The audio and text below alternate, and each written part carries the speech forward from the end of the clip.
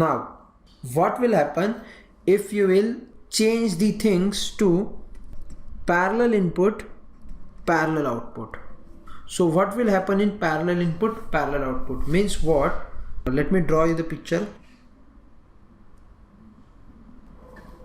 So what we have here is parallel input data, and what we have here is the parallel out.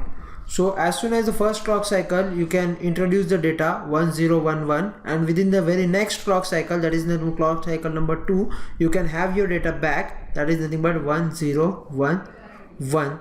So what are the data introduced in the first clock cycle which is out in the next clock cycle, so there is no waiting for the data to come out. And this type of shift register, that is nothing but parallel input, parallel output, is also called as buffer register.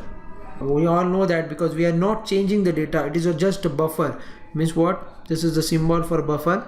What are the data input? It is directly taken as the output for very next clock cycle. So that is all about the shift registers. So there are 4 type of shift registers. Now let us see the applications where you can use this. I have already said if their industry applications are very wide applications for the shift register.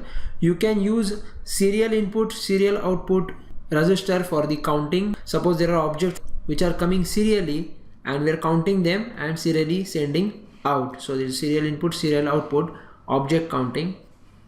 Move on to the next example, that is nothing but packing. Now suppose I want to pack a group of 3, a group of 4.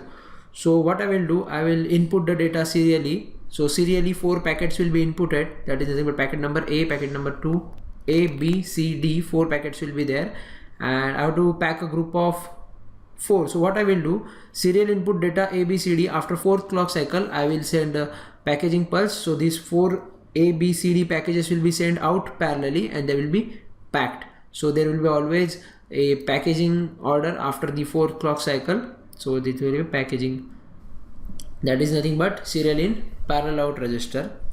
Parallel in, serial out, this is also got same distributive application, means parallelly data or packages are received and serially it is distributed. And the last one is the PIPO, that is the input, parallel input, parallel output, and the application is as a buffer register as is shown here. Thank you for watching in 5 minutes, and this is all about the shift registers.